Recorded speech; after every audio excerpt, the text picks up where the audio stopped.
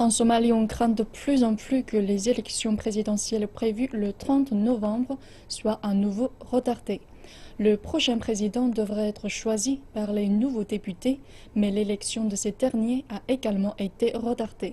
L'ONU a exprimé ses préoccupations concernant les pressions exercées sur les électeurs ou encore leur corruption.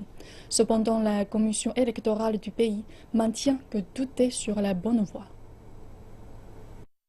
C'est la dernière journée de vote à Kismayo, capitale régionale de l'État de Jubaland, dans le sud de la Somalie.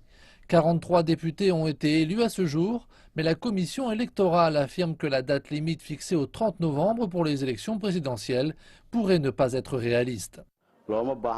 Une fois les 180 députés élus, on y verra plus clair et nous espérons y parvenir avant le 30 novembre. La communauté internationale qui a massivement investi dans ces élections craint aujourd'hui que le processus ne se poursuive tout au long du mois de décembre. La commission électorale espère toutefois que les 2 tiers du Parlement soient nommés d'ici la fin de ce mois. Nous espérons avoir au moins les 2 tiers des membres de la Chambre basse en place avant la date limite du 30 novembre. Nous comptons actuellement 145 membres. Si nous en obtenons 35 autres, le pays aura alors une institution qui pourra commencer à prendre des décisions sur certains sujets.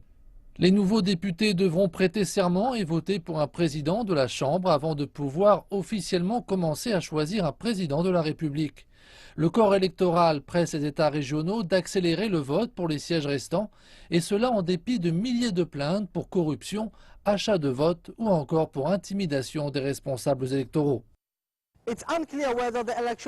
Il n'est pas encore certain que la commission de contentieux électoral tiendra de nouvelles élections dans les zones touchées. Celle-ci a annoncé l'ouverture d'une enquête sur un certain nombre de cas à Galmudug et en Somalie du Sud-Ouest.